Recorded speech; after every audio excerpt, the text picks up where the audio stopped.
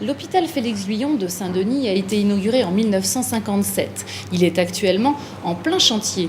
Des travaux de modernisation à la mesure de l'œuvre de celui dont il porte le nom. Mais cette œuvre, les usagers la connaissent-ils?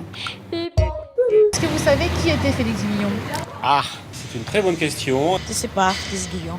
On dirait Gabriel Martin, c'est tout. Je pense que c'est le fondateur du premier établissement hospitalier de Saint-Denis. C'est un médecin. Début du siècle, réunionnais, chirurgien, enfin quelqu'un du corps médical.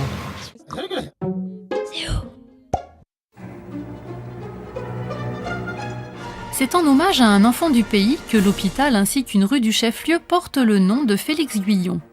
Oh, il n'a pas œuvré particulièrement pour la Réunion, il a dû la quitter en 1834 à l'âge de 3 ans.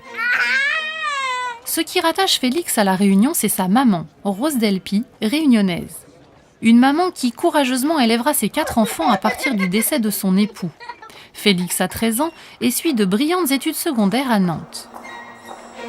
Sur les traces de son père, il devient médecin, puis chirurgien. À 31 ans, une belle carrière s'ouvre devant lui.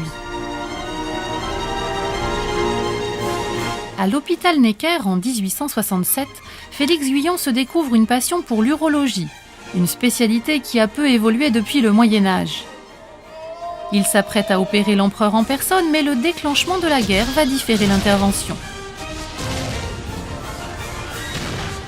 La paix revenue, il développe la chirurgie urinaire et devient le maître incontesté en la matière, le père de l'urologie. En 1878, il entre à l'Académie de médecine, 14 ans plus tard à l'Académie des sciences. Il prend sa retraite en 1906 après avoir créé l'Association française d'urologie et formé un brillant disciple, Joachim Albaran, un Cubain lui aussi de mère créole. Il s'éteint en 1920 à la veille de son 90e anniversaire sans jamais avoir remis les pieds sur son île natale.